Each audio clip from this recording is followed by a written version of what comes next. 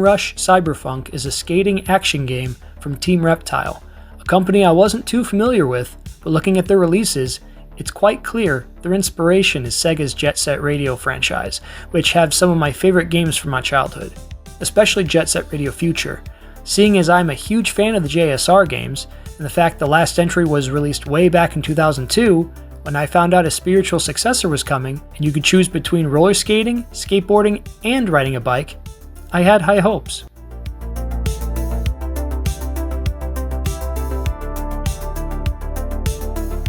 I could talk all day about how great the Jet Set Radio games are, like the fact the greatest unlockable character of all time is Zero Beat, without anything else coming close. But Bomb Rush Cyberfunk is just as good, if not better, than Sega's long-forgotten franchise. First off, it's more accessible to newcomers, while also catering to the hardcore crowd.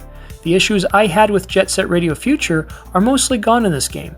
Things like levels being too large, getting easily lost, there were side routes that left you at dead ends, and trying to get from point A to point B was easier said than done at times. Traversing each level in Bomb Rush Cyberfunk is a breeze for the most part.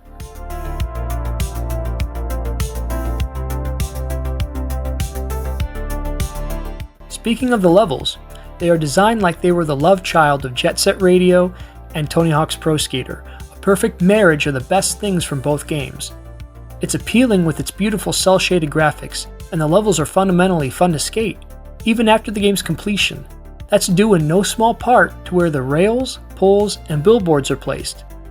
Almost all of each level is skatable without feeling cramped or too big. There are always skating lines that lead to others, so you can go for a seemingly endless combo if you know what you're doing.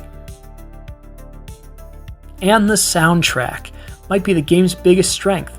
Such a diverse and eclectic group of songs from largely unknown electronic bands. They even tapped Hideki Naganuma, who did some of the most memorable songs from Jet Set Radio and Jet Set Radio Future. To me, this is incredibly cool.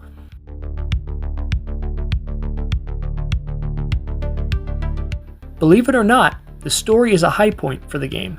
You start out as Foe, breaking out of jail with Trice, a guy who's part of an upstart gang known as the Bomb Rush Crew. They succeed at breaking out of jail until the infamous DJ Cypher attempts to ruin Foe's plans by slicing his head off. Whoa! Thankfully, there's little to no blood in the game. Still, the color use in these scenes do a great job of portraying what is going on while also keeping the game T for teen.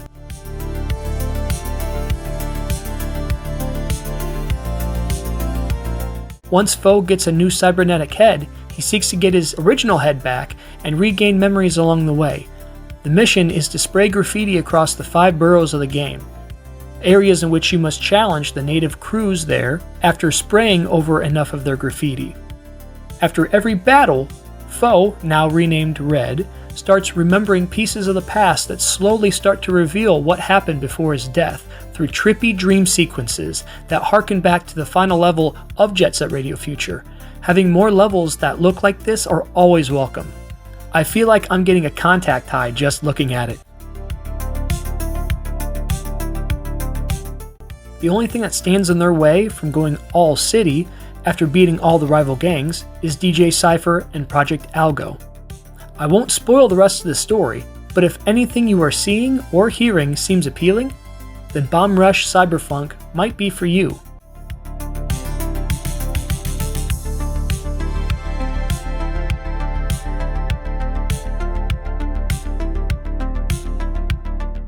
I can tell you in just a short amount of time, this has not only exceeded my expectations, but has quickly become one of my favorite games.